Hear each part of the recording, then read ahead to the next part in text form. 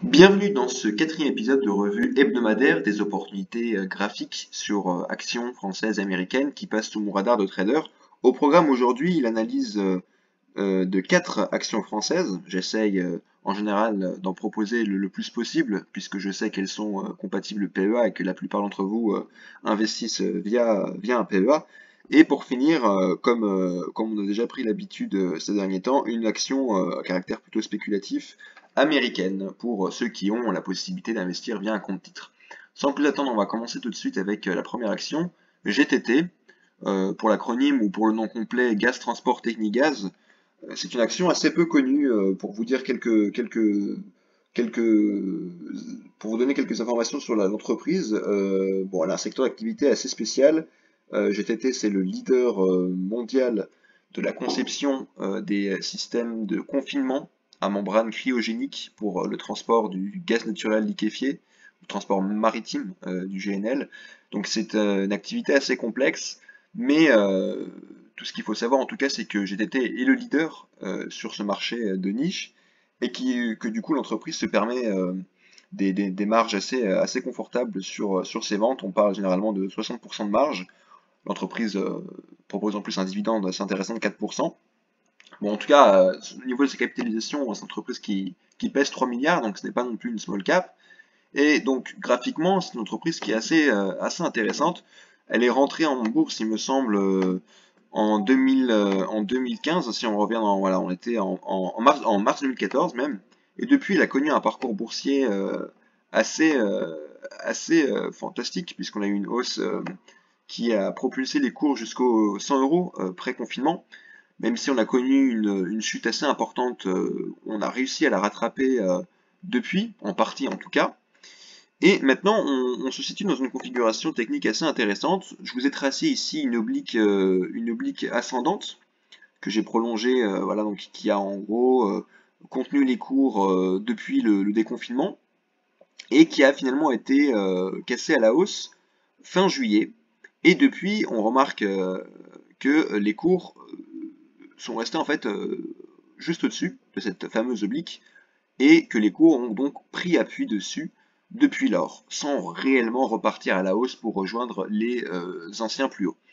Et ce qui est intéressant, c'est que donc cette oblique-là, on a bien vu, on a rebondi une, deux, trois, quatre fois, en se faisant même un petit peu peur, on l'avait pendant un temps franchi à la baisse, 5 et maintenant 6 fois, et semble-t-il, cela pourrait maintenant être la bonne, puisque du coup on a rebondi vendredi, avant la fermeture des marchés, assez vigoureusement sur cette oblique. Par ailleurs, on voit que, alors que cela n'était pas le cas les fois précédentes, eh bien, sur cette oblique se superposait la moyenne mobile 100 jours que vous voyez en rouge. Donc raison de plus pour que ce rebond soit potentiellement le bon cette fois-ci.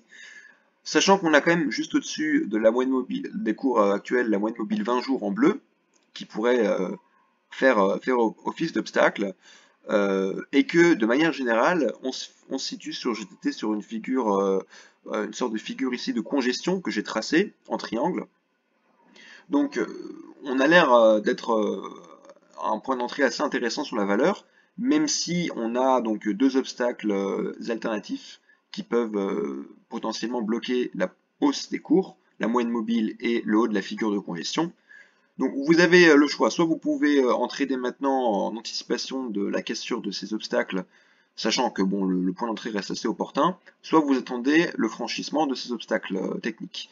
Sachant que en ce qui concerne les stops de protection, eh bien là on peut voir assez facilement que bon, là les cours sont à 82 euros, 82,05 €, eh bien, on pourrait voilà, stopper sa position juste en dessous comment dire, de la figure, de l'oblique, de la moyenne mobile, autour par exemple des 79,80 €, voilà. Donc en dessous en plus du niveau psychologique majeur des 80 euros.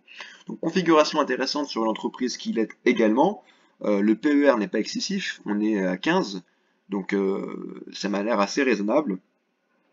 Donc sur GTT, pour ceux qui ne la connaissaient pas, une entreprise intéressante, avec en plus une configuration qui est pas trop mal non plus.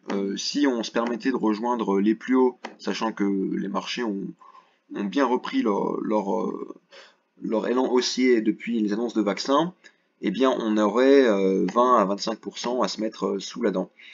On va passer à la seconde entreprise dont j'ai déjà parlé sur la chaîne. Il s'agit de Gossin. J'en ai parlé, il me semble, à 2 reprises. Ça fera la troisième dorénavant. Gossin est une entreprise qui, à long terme, fait assez peur, hein, si je passe pas en logarithme, mais que je reste en normal. Vous voyez, donc c'est une entreprise qui est vraiment baissière, en tout cas bien en dessous de ses cours, par exemple, voilà, en 2014 ou avant. Donc Gossin cote à 6 euros, 6 euros et quelques centimes.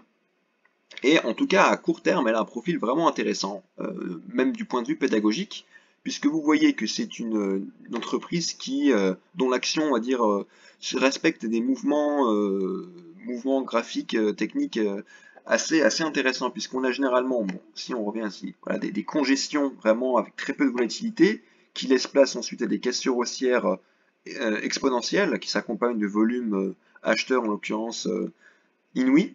Et puis ensuite des latéralisations qui permettent de consolider ces hausses-là de manière très propre, que ce soit au niveau du graphique ou du RSI. Et derrière des reprises haussières avec voilà, des mouvements à chaque fois qui sont vraiment fantastiques, hein. On parle de plus de 100%, 150%. Et alors là, donc, suite à cette deuxième vague haussière, on est entré dans une espèce de figure de consolidation, tout à fait légitime d'ailleurs, hein, suite à ce type de mouvement, qu'on a priori cassé la semaine dernière. Donc là, au vu de ce qui s'est passé sur cette valeur-là dernièrement, on peut facilement s'imaginer que suite à la cassure de cette figure de congestion, on est reprise de la tendance haussière, avec 35% ne serait-ce que pour rejoindre les anciens plus hauts. Gossin, pour rappel, c'est une entreprise dont le secteur d'activité est d'ailleurs assez intéressant, puisque c'est une entreprise qui fournit des, de l'équipement pour la logistique en entrepôt, notamment à mobilité autonome, donc ce sont par exemple des transpalettes, ou des élévateurs, des chariots, etc., qui sont à la fois électriques et autonomes. Donc un secteur assez intéressant, en tout cas porteur d'avenir, et une configuration à caractère plutôt spéculatif, comme vous pouvez le voir, vu qu'il y a quand même pas mal de volatilité, qui laisse présager également une reprise de la hausse, donc à suivre de près la semaine prochaine.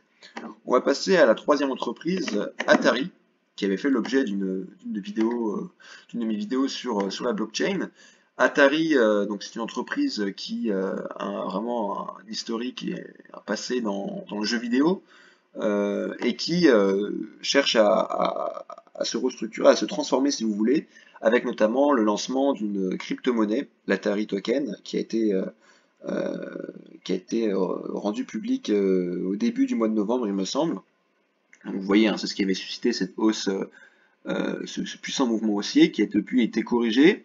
On a eu du coup cette temporisation ici qui a permis, disons, de reprendre, qui a permis aux investisseurs de reprendre leurs esprits.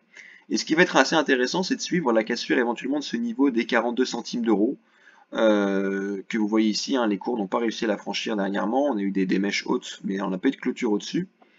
Donc si je passe en 4 heures, on va voir, hein, c'est vraiment ce niveau-là qui fera la différence. 42 centimes 40 pour être précis, sachant qu'on est à 40 centimes 69. Donc à suivre de près également Atari, hein, là ça reste vraiment spéculatif, encore plus que Gossin je dirais même, parce que je ne sais pas si on peut vraiment considérer la valeur comme une entreprise, on va dire dans la définition d'investisseur. C'est plus voilà, un coup à jouer pour les spéculateurs. Mais bon, j'essaie quand même dans ces vidéos de vous présenter des configurations qui pourraient plaire à des profils différents, spéculateurs, investisseurs, court terme, moyen terme. Voilà, donc pour la quatrième entreprise, j'ai choisi de vous présenter une valeur qui est un peu plus grosse quand même et plus connue également, Euronext. Vous en avez déjà entendu parler, à mon avis. Euronext, alors je ne parle pas de l'indice Euronext 100, mais je parle bien de l'entreprise qui est du coup derrière l'indice, entre guillemets. Euronext, l'un des leaders des places de marché, qui gère notamment la bourse de Paris, d'Amsterdam, de Bruxelles, de Dublin, la bourse portugaise, il me semble aussi. Et vous pouvez le voir, si on passe en weekly, c'est une entreprise qui est vraiment qui bénéficie d'une dynamique vraiment haussière et qui depuis quelques semaines est entrée dans une phase de comment dire, de consolidation, de correction de ce mouvement, de digestion, si vous voulez. C'est une entreprise qui, bon, se paye un peu plus cher que GTT par exemple, même si le secteur n'a rien à voir. On est sur un PER de 20, ce qui reste en réalité tout à fait raisonnable, hein, avec une capitalisation de 6 milliards d'euros, et une entreprise qui par ailleurs peut s'asseoir sur des marges confortables à autour de 50%, donc un profil fondamental intéressant et technique également. Comme vous pouvez le voir, l'entreprise généralement eh bien, a un RSI qui est assez haussier au niveau de l'indicateur technique, donc on est souvent là au niveau de la zone des 50, 60 et même 70. Or là, on est revenu sur des niveaux plus intéressants, hein, on est autour de 35, 40. Et graphiquement en plus, on est revenu rebondir à deux reprises sur la moyenne mobile 200 jours que vous voyez en violet. Donc c'est généralement comment dire, un point, un indicateur technique qui est assez intéressant, la moyenne mobile de 100 jours. Comme vous pouvez le voir, on a voulu même la franchir à la baisse, mais les acheteurs ont tenu tête et les cours sont repartis depuis. Donc, comme on a réussi à rebondir sur cette moyenne mobile de 100 jours, ça pourrait être intéressant de rentrer dans le train maintenant et éventuellement de viser les anciens plus hauts autour de 20%. J'ai quand même tracé un niveau ici intermédiaire, disons un obstacle intermédiaire avec cette oblique descendante, et qui en plus n'est pas loin de cette moyenne mobile 20 jours. Donc c'est un peu, si vous voulez, ça ressemble un peu à GTT, hein. Donc vous avez un point d'entrée opportun, mais qui toutefois peut potentiellement être affaibli par la présence d'indicateurs techniques majeurs, d'obstacles si vous voulez, qui sont juste au-dessus, en l'occurrence moyenne mobile 20 jours et l'oblique. Mais derrière, si on arrive à les franchir vigoureusement, cela devrait être vraiment de bon augure. On va terminer, j'ai essayé de passer assez vite sur la cinquième action, Tilray, qui est une entreprise canadienne cotée aux États-Unis qui est spécialisée dans le cannabis, à la fois récréatif et thérapeutique. Alors ce secteur-là, c'est un secteur que je surveillais cette année, hein, en prévision notamment des élections américaines et d'une potentielle victoire du candidat démocrate, Joe Biden, euh, car vous n'êtes pas sans savoir que le programme démocrate est plus en faveur de la légalisation du cannabis que le programme républicain. Et d'ailleurs, par anticipation justement de la victoire démocrate, on avait eu déjà une belle construction haussière avec une espèce de figure ici qui pouvait s'apparenter à une épaule tête-épaule, mais qui toutefois a été franchie à la hausse et qui a laissé place à un puissant mouvement haussier qu'on a depuis corrigé avec un retour sur ce pivot ici tracé en rouge des 7 $ globalement. Et vendredi, on a eu une belle bougie haussière qui pourrait potentiellement signaler la reprise du mouvement. Sache donc avec un minima, voilà, un retour sur ces niveaux-là qui avaient été récemment atteints, donc voilà, 35 à 60%, voire beaucoup plus, parce que si je vous montre vraiment l'horizon long terme, donc le graphique est en logarithme, puisque c'est une valeur qui est vraiment volatile, ce que je trouve intéressant sur cette valeur-là, c'est que vous avez depuis quasiment son introduction en bourse, bon, qui avait été suivie par vraiment un phénomène de bulle haussière en octobre 2018, hein, Tilray valait à l'époque 170 $, hein, alors que maintenant elle cote à 7 $, elle avait même atteint les 300 $ quasiment, donc c'était vraiment fou. Vous avez depuis le dégonflement de cette bulle une sorte de canal baissier, tracé ici avec les deux obliques baissières en noir, et qui a été d'ailleurs récemment cassé. Et ça peut potentiellement être un signal moyen-long terme sur la valeur, puisque ce canal-là, quand même, ça faisait 2 ans qui contenait les cours, il a été cassé, on a plus ou moins fait ce qu'on pourrait qualifier d'un pullback, et si les investisseurs devenaient revenir à l'achat sur la valeur, ça pourrait potentiellement signaler une reprise vraiment profonde, hein, enfin le départ, pardon, plutôt qu'une reprise, hein, le départ d'une tendance haussière profonde sur cette valeur-là, même si je tiens à rappeler quand même, c'est une valeur particulièrement spéculative. Déjà le secteur du cannabis est assez volatile, Tilray est encore plus, donc faites vraiment attention, c'est plus pour voilà, mettre une portion négligeable de votre portefeuille pour, entre guillemets, jouer le secteur, même si fondamentalement parlant, tout n'est pas fait non plus. On a bien eu la victoire de Joe Biden, mais il faut savoir que quand même le pouvoir législatif aux États-Unis c'est le Congrès qui l'a. Le Congrès est actuellement républicain. On a les élections encore, le second tour des élections sénatoriales qui devraient avoir lieu en janvier en Géorgie. Il faudra surveiller, hein, si on a la victoire des démocrates en Géorgie pour le Sénat, ça devrait permettre aux démocrates de gagner la majorité au Sénat. Ils ont déjà la majorité à la Chambre des représentants. Et du coup, ils gagneraient de ce fait la majorité au Congrès. Et ça, un Congrès démocrate, c'est vraiment positif pour le secteur du cannabis. On va se quitter là-dessus. N'hésitez pas, voilà, à commenter avec des valeurs, mais aussi, comme j'ai pu le voir, commenter en proposant des idées de vidéos.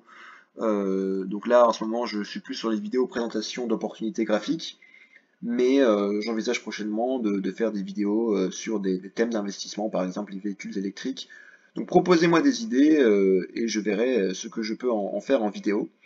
Je vous souhaite sur ce une bonne semaine de trading et prenez soin de vous.